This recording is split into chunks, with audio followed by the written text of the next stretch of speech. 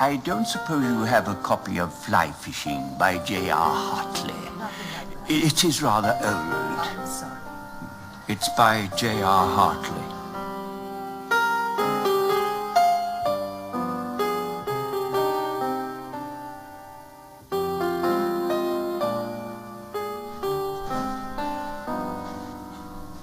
No luck, Dad.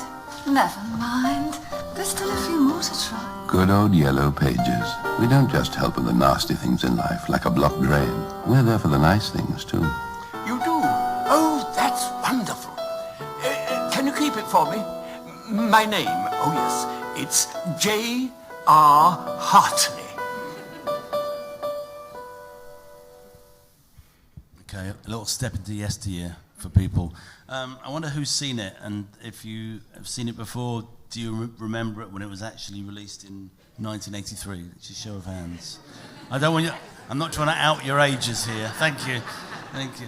It's like the Coldplay concert. Just wave. So I like it because I chose it because it's a look into yesteryear. In that I knew that there's going to be cooler ads out there. I didn't make that. I'm old enough to remember it, and I think looking back, 1983, I was a young guy with curly brown hair running through the fields of Sussex.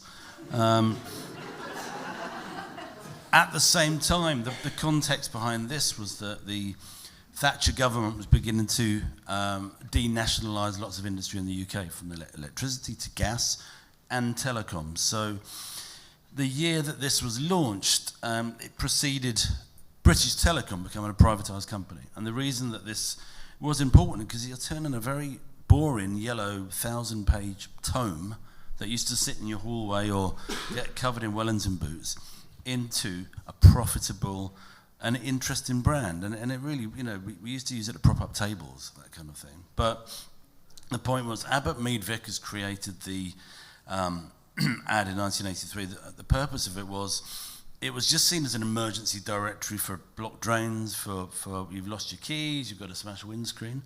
And they needed to start making it into a revenue generating model that eventually, I think BT sold it for about 1.2 billion to a private company. But they needed to change its usage in that you couldn't just go to it, you're trying to generate phone calls and it's an advertising vehicle for revenue.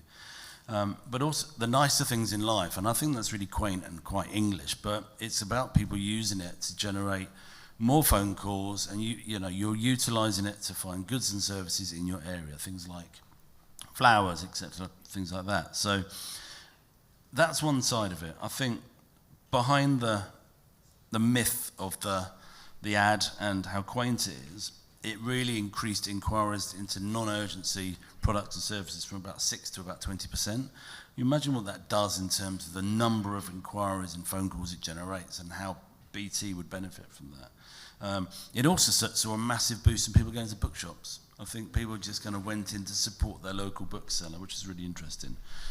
Final fact, J.R. Hartley's fictional, but about 8 years later, an author ghost wrote Fly Fishing, Memories of Angling Days by J.R. Hartley, and it became a bestseller by Random House. Why I think it's important, changing the perceptions of something like the Yellow Pages, which is, for some of us, it's part of our life. We used to flick through it and find people called, wank plumbers, something like that, on a rainy Sunday afternoon.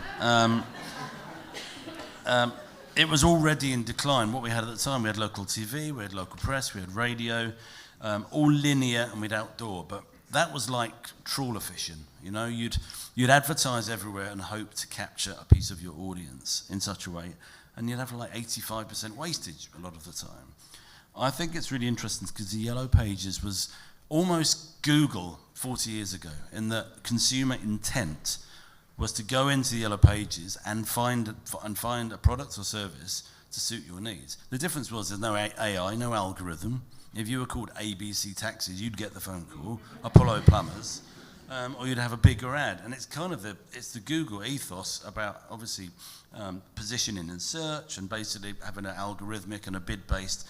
Didn't have any of that. You looked at it, you flicked through it, and you found something that you liked, and you rang it around with a biro, and you went back to it. So I thought it was really interesting, the synergies between now and And yet, look, 42 years later, it still really resonates. And I was looking at some faces, and it was like an old friend. People smiling at it. So that's part of what I see to be a really successful ad. It will live and live and live, and it will pull the heartstrings, and it'll have a functional, functional outcome that kind of goes on and on. So, yeah.